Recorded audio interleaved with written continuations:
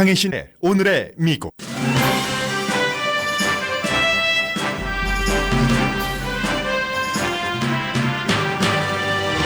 미국 국무장관이 오늘 한국을 포함한 아시아를 방문하기 위해 출발합니다. 북한 핵 이슈가 키워드입니다. 렉스 틸러슨 미국 국무장관 아시아 방문의 핵 이슈는 한국의 정치 공백으로 더욱 풀기 어렵게 됐다는 기고문이 뉴욕타임즈에 실렸습니다. 미국은 중국 회사에 제재를 하면서 중국을 압박하길 원하지만 중국은 미국과 잘 지내길 원한다고 월스트리트저널이 전했습니다. 국무장관의 첫 번째 해외 순방에 대해 미국에서는 50년 전통을 깨고 기자를 달랑 한 명, 그것도 보수 매체 기자만 동행하는 것도 빅뉴스입니다. 트럼프 대통령의 12년 전 세금 보고가 새어 나왔는데 누가 보도하느냐에 따라 하늘과 땅 차이인 뉴스입니다. 처음 보도한 MSNBC는 트럼프 대통령이 수입의 24%를 세금으로 냈다고 했지만 그의 트럼프 대통령이 실제 낸 세금은 수입의 3.4%뿐입니다. 오바마 전 대통령이 자신을 도청했다는 트럼프의 대통령의 주장은 증거가 없다고 공화당 지도부가 밝혔습니다. 연방수사국장도 곧 입장을 밝힐 예정입니다. 미국 이자율은 오늘 인상될 것이 확실합니다. 최고 부자 손님이 다니는 리먼 머커스 백화점이 경쟁사인 섹스피프스 백화점 모 회사에게 팔릴 수도 있습니다. 비가 오나 눈이 오나 바람이 부나 한자리에서 어머니를 기다리던 홈리스 피플이 새 인생을 찾게 됐습니다.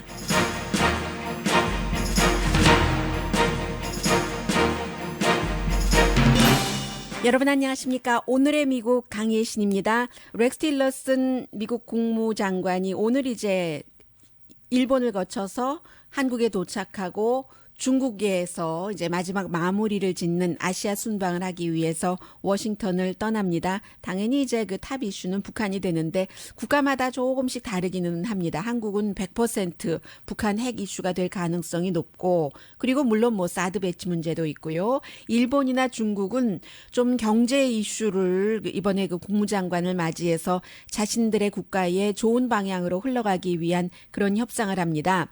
그래서 이제 먼저 도쿄에 가니까요. 아베 신조 일본 총리를 맞아서 역시 미국에서는 트럼프 행정부가 북한이 어떠한 일을 저지를 때 일본을 그 우방국인 미국이 강하게 그 지켜주겠다 최선을 다해서 이런 뭐 동맹을 확인을 할 테고 서울에서도 당연히 그 비슷한 과정이 있게 되는데 지금 그 미국의 모든 언론이 얘기하는 것이 뭐 지금 세계에서 모르는 나라가 어디 있겠습니까? 뉴스에 조금 관심을 갖고 있는 세계인이라면 다 알고 있는 박근혜 전 대통령이 이제 삼성동 옛날에 살던 집으로 돌아갔고 5월 9일로 선거가 확정이 됐죠. 대통령 선거가.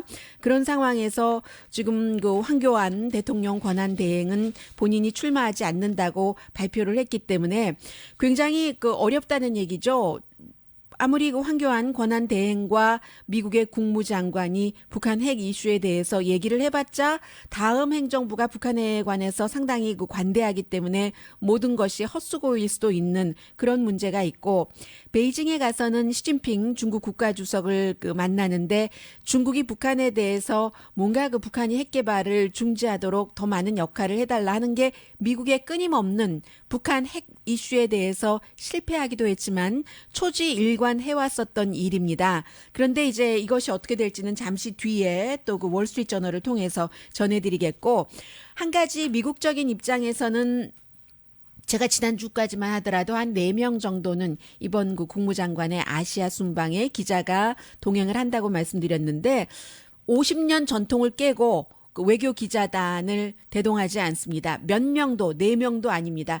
풀 기자단 1명도 안 데리고 갑니다. 풀 기자단은 1명만 가더라도 예를 들어서 뭐 사진, 기사 같은 것을 똑같이 그 사람이 작성을 해서 다른 언론사에도 그 배포를 할 수 있잖아요. 그런데 그런 것조차 없이 원래 지금 여기서 이제 미국의 모습을 조금 볼 수가 있는데요.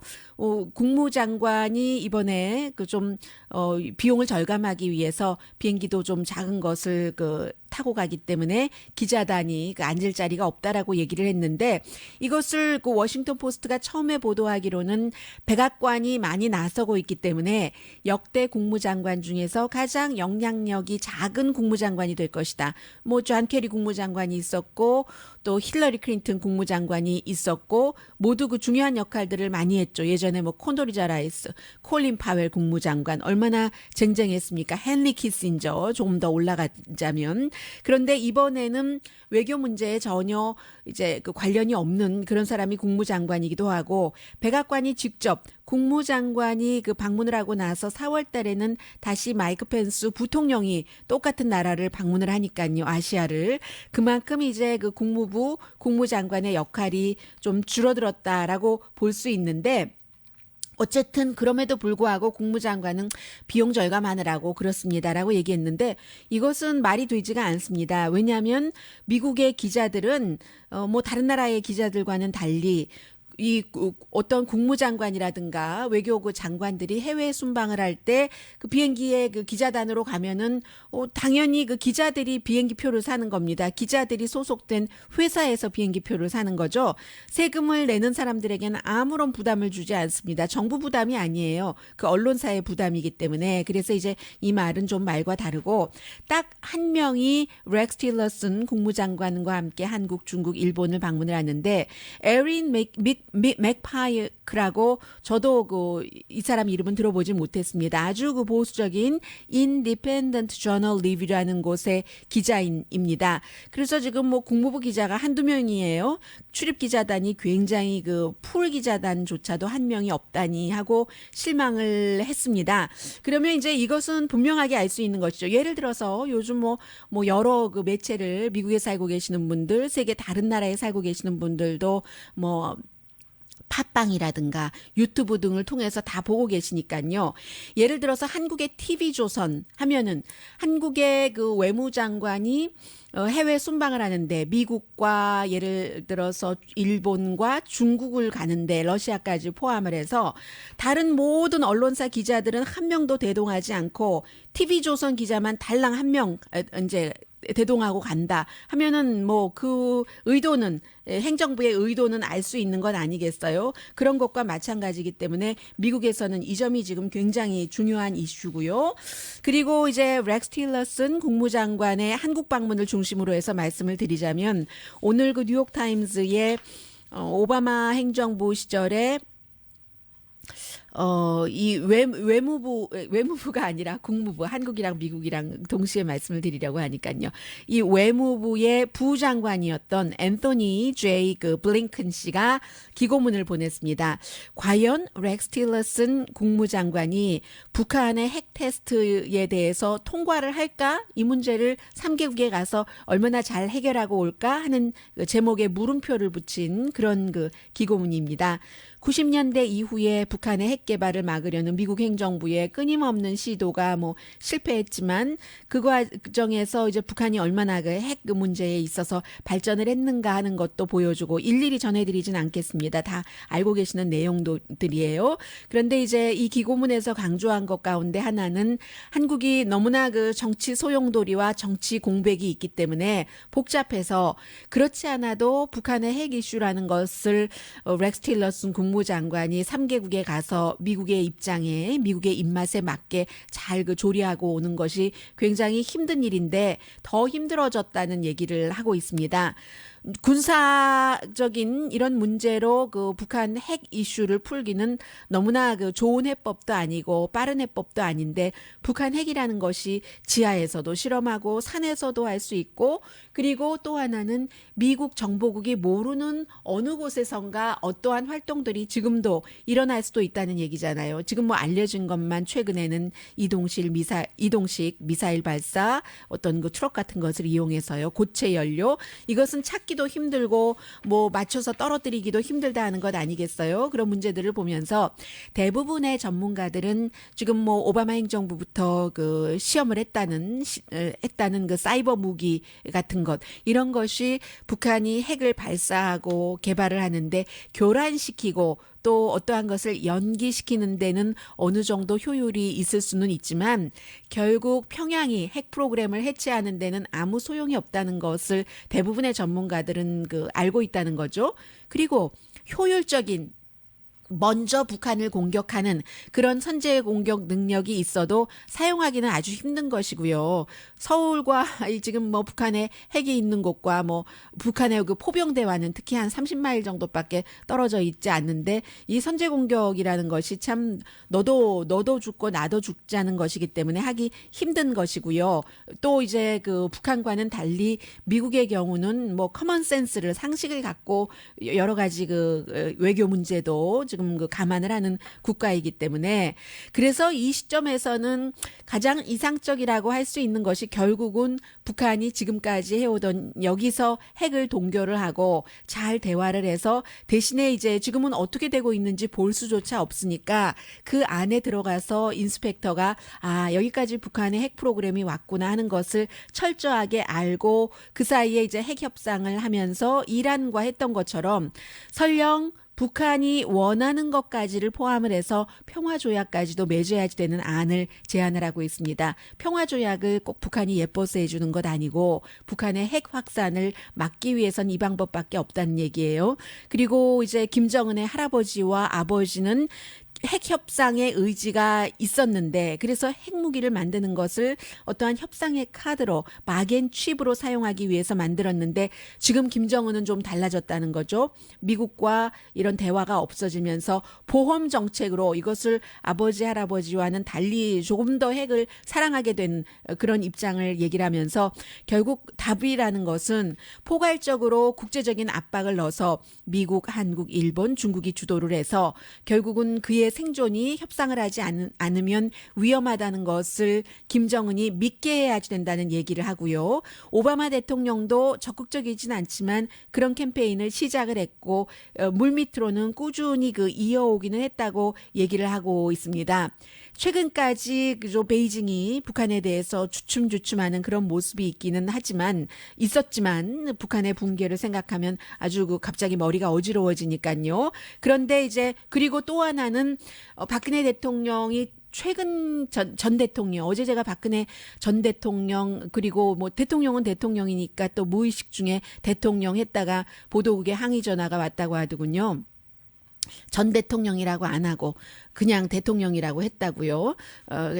박근혜 전 대통령이 이제 서방 세계에서는 어떻게 그럴 수가 있을까 하는 중국의 군사 사열 여기에 가서까지 모습을 드러내면서 남한과 중국이 즐거운 관계를 인조이 했는데 지금 뭐 사드 때문에 완전히 달라졌잖아요. 그래서 또 김정은이 여러 가지로 베이징을 점점 화나게 했고 또 하나 오바마 행정부 시절에 국무부의 부장관을 지낸 사람이 해주는 얘기가 오바마 전 대통령이 시진핑 중국 국가주석에게 북한 핵 이슈가 미국에게 가장 중요한 일이라고 분명히 말했다는 거거든요.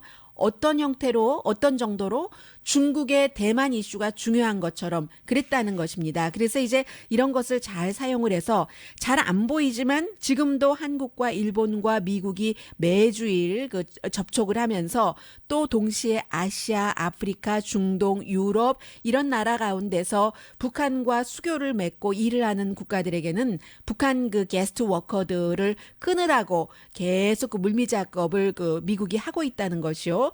그렇게 게스트 워커를 두면은 그 사람들이 일해서 그들 가족이 조금 편안하게 사는 게 아니라 전부 북한 군을 돕는 일이라고 미국이 끊임없이 설득하고 있다는 것. 그리고 고려 항공의 취향도 허락하지 말라는 이런 얘기도 지금 계속 해오고 있으니까 이런 것들을 하면서 이 틸러슨 국무장관이 이제 한국, 일본, 중국에 가서 미국이 이제 이런 일을 계속 하고 있다는 확신을 줘야지 된다는 이런 지적을 하고 있습니다. 북한의 결국은 리더십이 바뀌어야지만 달라질 수 있는 것이기도 한데 내부의 변화 이런 것들이요. 지금 고위 간부들조차도 언제 처형당할지 숙청당할지 이제 암살까지 나오고 했으니까 그런 위험한 상황에서 체제 붕괴가 있을 수 있는가 없는가 이런 것까지 지금 예측하기는 힘들지만 분명히 앞서 그 본인이 그 지적을 했었던 여러 가지 일로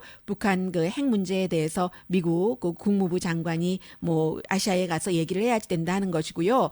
이 기사를 전해드리면서 뭐 하나 너무나 그 고전적인 얘기인데 생각나는 것이 왜 그 북한을 선제 공격을 하면은 안 된다. 결국은 협상밖에 길이 없다라고 생각하는 사람들의 그 주장이요. 그 왜 이유는 너무나 간단한 거죠.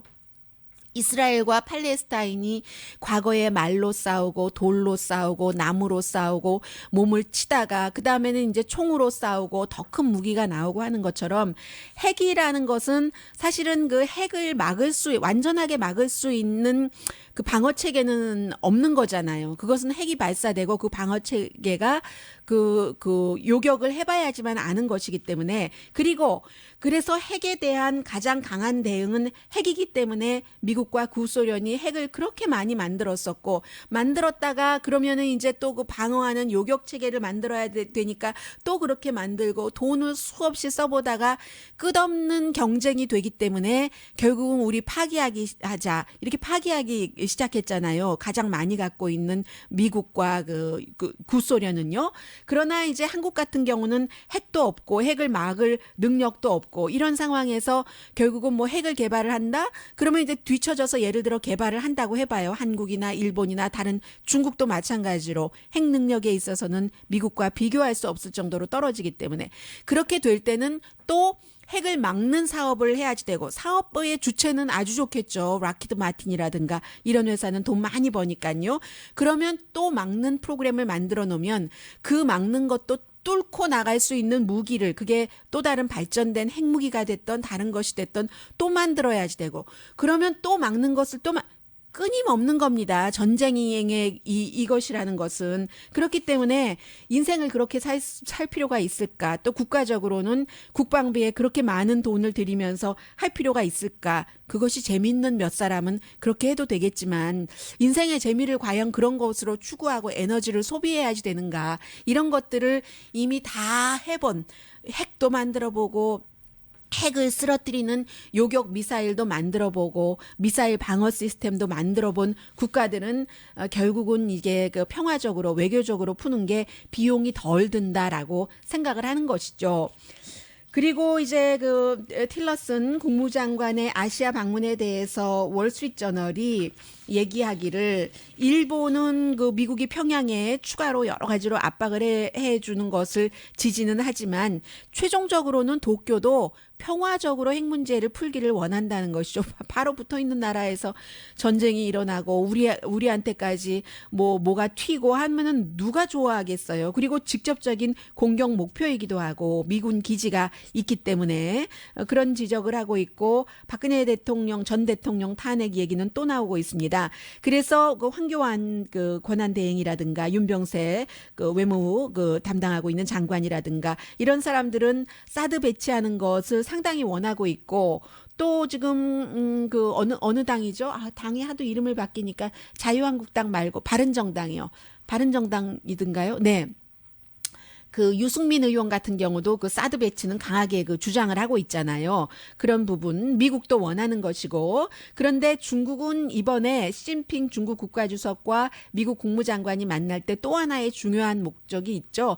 이제 시진핑 중국 국가주석이 4월 달에 도널드 트럼프 미국 대통령을 만나니까 그 사전 조율을 원하는 것 이런 것이 있고 또 다른 기사에서 그 월스트리트저널이 중국은 미국과 그 무역 전쟁을 하지를 원치 않는다. 그래서 북한 핵 이슈도 핵 이슈지만 이번에 그 무역 문제 같은 것을 굉장히 그 말하기를 원하는데 도저히 그 베이징은요, 그 미국과 그 마찰을 갖기를 원치 않고 두 나라 관계에 대해서 낙관하고 있다. 그래서 중국이 아주 미리 말해버렸어요. 그 틸러슨 장관이 가기 전에 우리나라는 수출 많이 하기 위해서 환율 조작을 할 뜻이 전혀 없습니다. 그러니까 이 트럼프 대통령이 뭐 환율 조작을 시작을 해서 45% 관세 이런 것을 감안하고 고려한다는 등 이런 생각은 안 하셔도 됩니다. 중국은 환율을 그대로 둘 겁니다. 우리 그 외국환 그 외환 보유율이 수입하는 거 이거 충분하거든요. 그리고 중국은 이미 그 성장 목표도 지난해에 6.5%에서 7% 사이에서 올해는 6.5%로 낮췄습니다. 국내 일자리 창출에 노력을 할 겁니다. 이렇게 얘기를 하고 있습니다. 그렇다면 지금 사드 배치 이후에 한국은 중국으로부터 엄청난 보복을 당하고 있고 이 보복 당하기 전에 한국의 그 관계부처에서는 보복을 할 수가 없다. 중국도 한국과 무역 관계 같은 것을 얼마나 득을 보고 있는데, 근데 그거는 말이 되지 않는 게 정확하게는 왜냐하면 중국은 한국보다는 너무나 많은 분산 무역을 한 것이죠. 한국에다 물건 안 팔아도 다른 나라에다 팔아도 되고 한국에서 뭐 중간 원자재 수입 안 해도 다른 나라에서 해도 되는 것이고 하기 때문에 한국이 너무 힘든 것이고 그리고 사드를 배치를 하는 것을 사드라는 부품을 만들고 보낸 것은 주체는 미국인데 중국은 지금 미국과 잘 지내고 싶다는 것 아니에요. 미국에 살살 빌고 있잖아요. 왜냐하면 무역 문제 같은 거. 뭐 중국이 으름장도 놔요. 뭐 미국이 그렇게 나오면 우리 달러 다 팔아버리겠다. 달러 팔면 휴지 조각으로 팔아야지 되는데 중국이 뭐 그렇게 하겠어요. 그리고 또 이제 미국은 하나의 중국 우리가 지지할 것인가 말 것인가 이 카드도 갖고 있기 때문에 중국이나 미국이나 일본 같은 나라는 나름대로 장기적으로 정권이 바뀌더라도 이것이 그 밸런스가 어떻게 맞아야지 되는 것까지 다 이미 계산을 하고 어느 정도는 해왔는데 한국만 지금 그 수출 같은 것도 중국에 완전히 의존하고 있다가 이게 지금 그리고는 갑자기 또 사드 배치한다고 하니까 중국이 화가 나고 애매모호한 위치에 지금 있는 것이죠. 그리고 미국도 중국한테 함부로 못합니다. 왜냐하면 이제 이 여러 가지 중국이 이제 그 달러 같은 것도 팔면은 너무 헐값에 팔아야지 되기 때문에 중국에도 해가 된다지만 장기적으로 중국이 우리 달러화로 안 쓰지 이런 또 정책을 펴나가면 미국도 힘들기 때문에 어느 정도 서로 그 주고받고 하는 그 밀고 당기고 하는 것이 있기 때문에 지금 한국만 굉장히 어려운 처지에 있고요. 그리고 또 하나는 트럼프 행정부는 이제 중국 회사 북한을 돕는 예를 들어서 지금 미국에서는 베이징에 있는 중국 대사관이 그 핵탄두 같은 것을 작게 만드는 리튬 같은 것을 중국이 수출하는 그런 무슨 그 회사 중간 역할 같은 것을 중국에 있는 북한 대사관이 하고 있다고 믿고 있는데 그런 것을 또 중간에서 돕는 회사 같은 게 있잖아요. 어떤 회사라고 하든가요?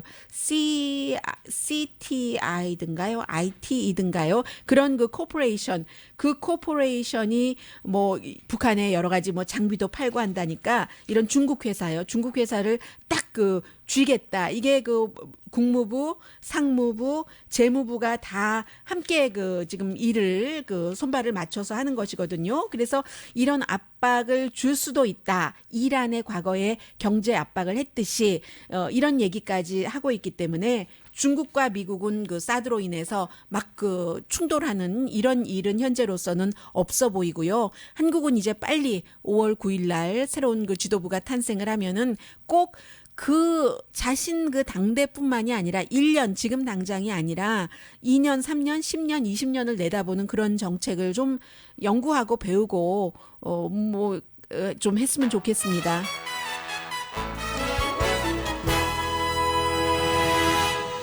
뉴스를 준비할 때 헤드라인을 제일 마지막에 쓰거든요. 그런데 오늘은 조금 늦게 시작했어요. 한 40분 조금 넘어서 쓰기 시작해서, 뚜렷하게 전달되지 못한 부분이 읽다 보니까 있더군요.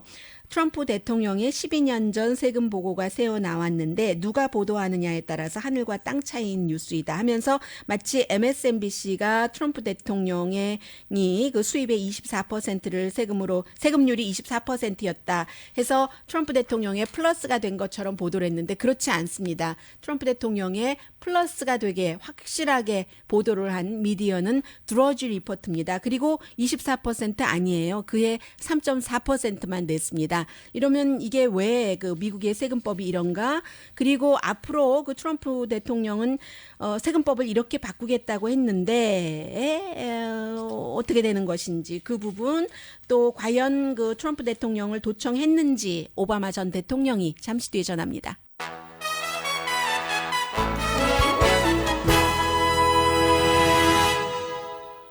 라디오 서울 방송 오늘의 미국 듣고 계십니다. 지금 미국의 대통령이 탄 비행기가 거의 디트로이트 메트로 공항에 도착을 할 시점입니다.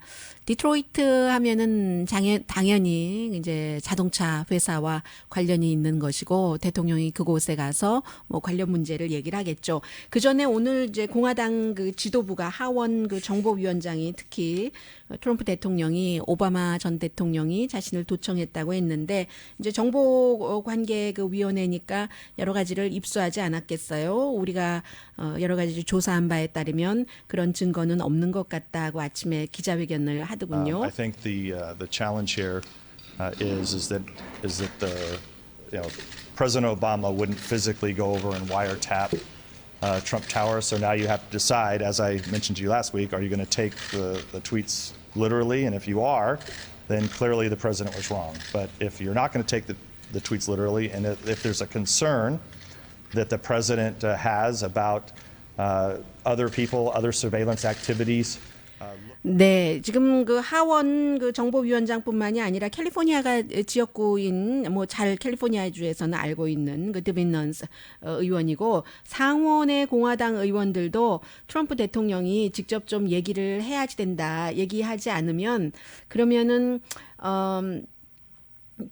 점점 그 갈수록 사람들의 의심이 강해지고 하니까 그런 얘기 나오고 있고 그나저나 뭐 조금 있으면 그 FBI 국장이 상원 의원에게 민주당이네요. 로드 아일랜드 상원 의원에게 아마 브리핑을 하는가 봅니다. 이 부분에 대해서 조사한 것이요. 이 부분은 아니고 트럼프 대통령의 그 대통령 선거 당시에 그 참모들과 그 캠페인 관계자들과 러시아가 어떤 그 커넥션이 있었는가 그 부분에 대해서 제가 앞서도 잘못 말씀드렸었던 것 같아요. FBI 국장 문제와 공화당 그 정치인들의 이슈는 조금 다릅니다.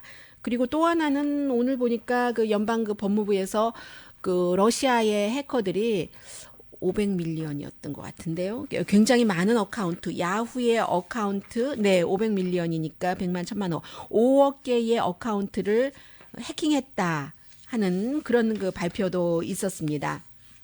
그리고 이제 그 세금 문제인데요. 이 부분에 대해서는 어느 그 관점을 가지고 뉴스를 들으시든지 뉴스가 라디오가 됐던 신문이 됐던 그 굉장히 그 모든 것을 한꺼번에 일어나고 있는 것을 담을 수가 없어서요. 왜냐하면 신문의 경우는 마감 시한이 있기 때문에 이런 내용이 그 보도가 긴급 뉴스로 보도가 되면 어디까지만 그 커버를 할 수밖에 없고 또 무슨 방송의 경우에는 또 그 방송은 신문보다 조금 한 아이템당 할당하는 분량의 시간이 짧기 때문에 다 전해드릴 수가 없고 하는데 그래서 저도 여러분들께 요즘 가끔 잊지 않을 때는 말씀을 드립니다.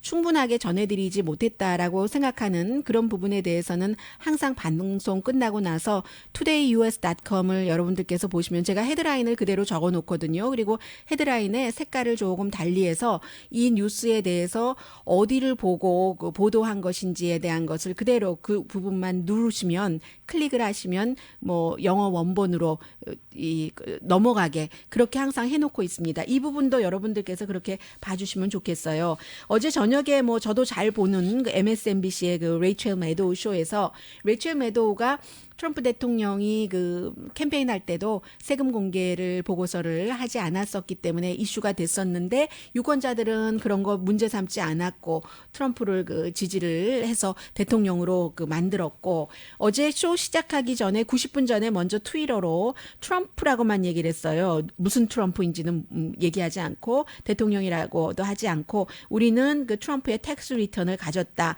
오늘 밤에 보자. 9시에 로스앤젤레스 시간으로 6시에 이렇게 하고 한 것이 달랑 그 2페이지짜리였기 때문에 이런 보도를 할 수밖에 없었다고 생각을 합니다.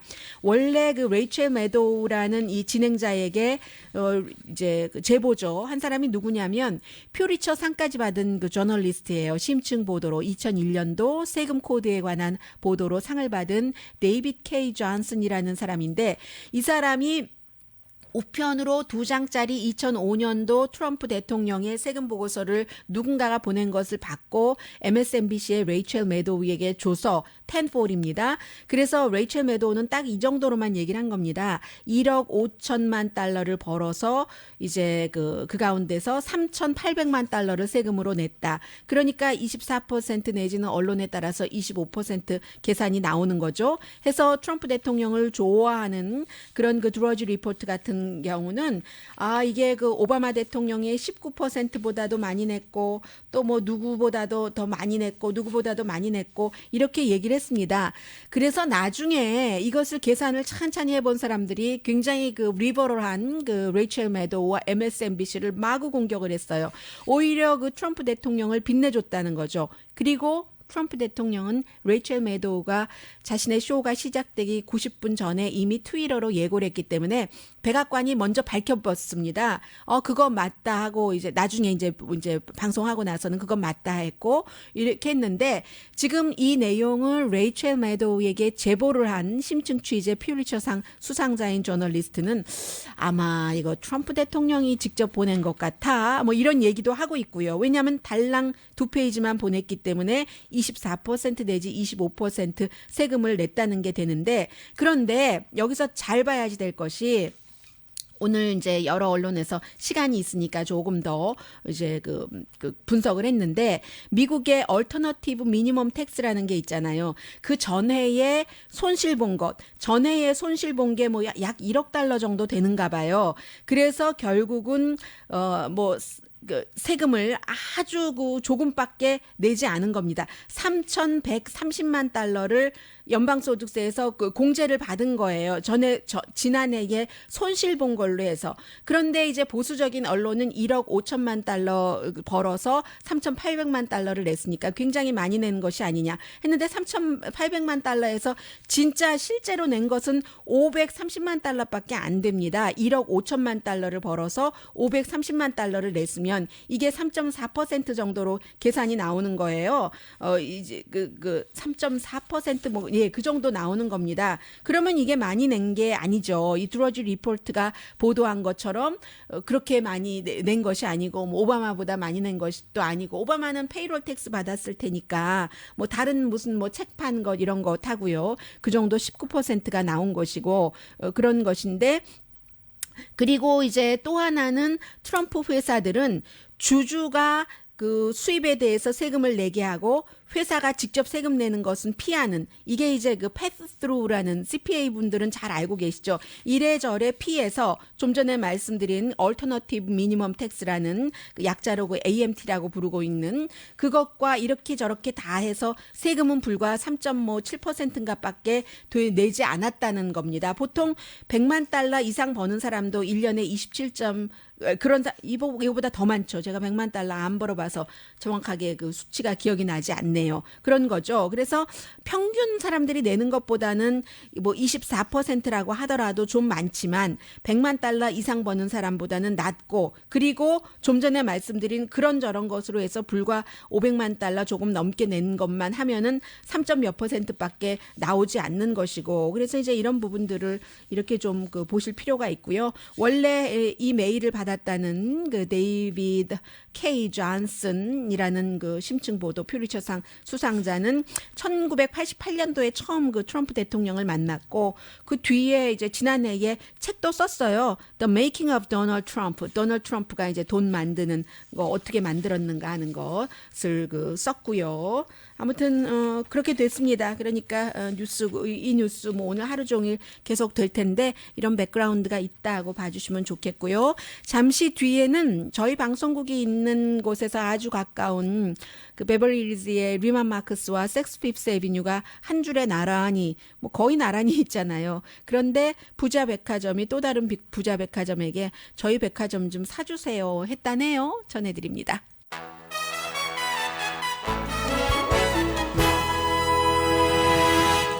잠깐 좀 전에 전해드렸던 뉴스 생각하느라고 0.5초 늦게 돌아왔습니다.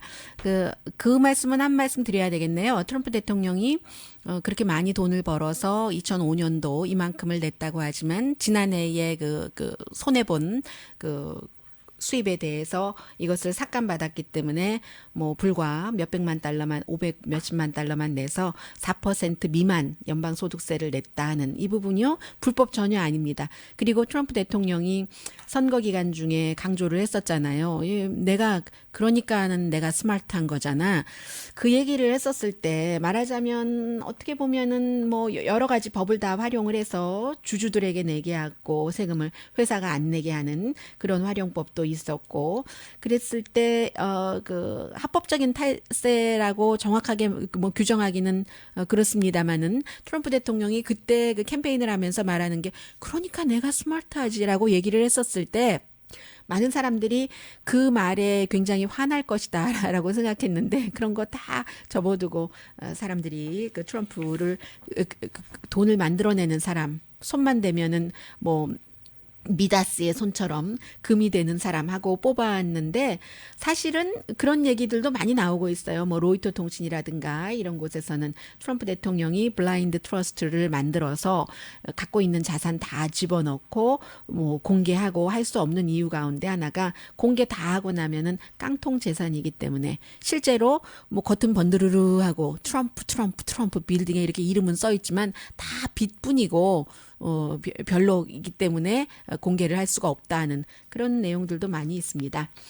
자, 오늘 이자율 당연히 인상될 것으로 예상이 되고 0.25% 그러면 한동안 오르지 않다가 지금 이제 세 번째 이자율을 오르는 것인데 그래서인지 뭐 주식시장 분위기 괜찮습니다. 이자율 올라가면은 이제 주식 쪽으로 많이 그 사람들이 가잖아요. 그리고 오늘뿐만이 아니라 다음 공개시장위원회가 지금 다우지수가 70.48포인트 플러스 처음에 시작할 때보다도 좀 올라가네요. 나스닥이 20.30포인트, S&P 500가 현재 10.94포인트 올라가고 있고 트럼프 대통령이 이런 얘기 또 미시간에서도 하겠네요. 지금 비행기가 미시간에 도착을 해서 착륙했고 대통령 백악관 문장이 보이는 그 문이 바로 그 열려서 대통령이 비행기에서 내려올 그런 지금 순간입니다.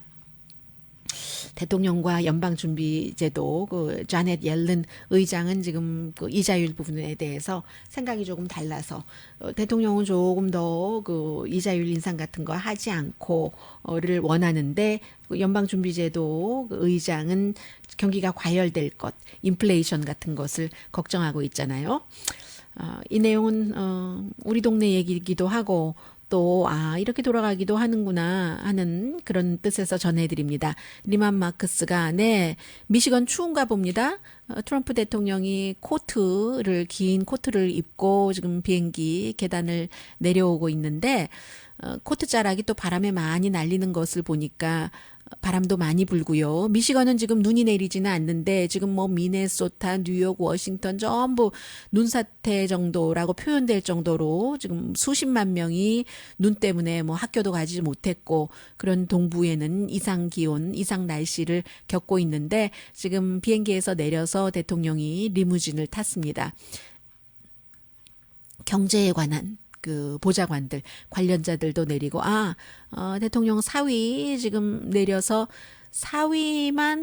사위도 지금 다른 차 타는군요. 대통령 타는 차에 같이 사위가 이 그림으로 보면 다 알 수가 있네요. 그래서 신문이 항상 한 장의 사진이 더 중요하다라고 표현을 하는데 자레드 쿠슈너 그 대통령 사위와 지금 대통령의 가장 믿는 사람이잖아요. 여러 명의 사람들이 함께 내렸는데 같이 이제 뒤에 있는 리무진 쪽으로 이렇게 가려고 하는데 이제 대통령이 차 안에서 좀 뭔가 부르는 거예요. 자레드 쿠슈너를. 그랬더니 이렇게 가다가 당연히 그 몸짓은 뒤에는 리무진이 아닌 것 같네요. 바로 뒤에는 이제 SUV인데 SUV를 가려고 하던 그 몸짓에서 대통령이 오라고 하니까 장인 어른이 오라고 하니까 장인 그 옆에 타고 가는 그런 모습입니다. 이제 이런 것에서도 트럼프 대통령의 개인적인 그 성향 같은 것을 볼 수 있는 것이죠. 빨리 전해드려야지 되겠네요. 시간이 이렇게 됐는지 몰랐습니다.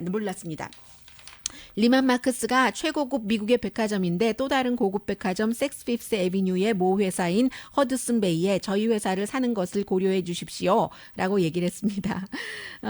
요즘 너무나 지금 수입이 줄어들고 있잖아요. 달라스에서 1907년도에 텍사스 오일 부자가 시작을 한 그래서 대단한 부자를 상대로 물건을 많이 팔아온 그런 리만 마크스인데 현재 미국에 42개 스토어가 있는데 소비자가 요즘은 뭐 샤넬 자켓에 나이키 운동화를 신는다던가 하이엔드와 로우엔드 패션을 동시에 하고 있기 때문에 리만 마크스 같은 회사가 좀 힘들고 더군다나 인터넷으로 회사에서 직접 고급품도 물건을 사는 경우가 많기 때문에 지금 그렇게 됐는데 섹스 피프스 애비뉴도 좀 힘들어요. 힘들긴 하지만 리만 마크스의 이윤 그 마이너스에 비하면은 더 나은 편이기 때문에 이렇게 했다는 내용 전해드립니다. 10초 남았는데요. 텍사스의 한 마을에 30몇 살의 홈리스 피플이 몇 년 동안 한 자리에서 어머니를 기다리고 있었는데 그것을 보던 요리사면서 식당 주인이 결국은 어머니도 찾아주고 식당에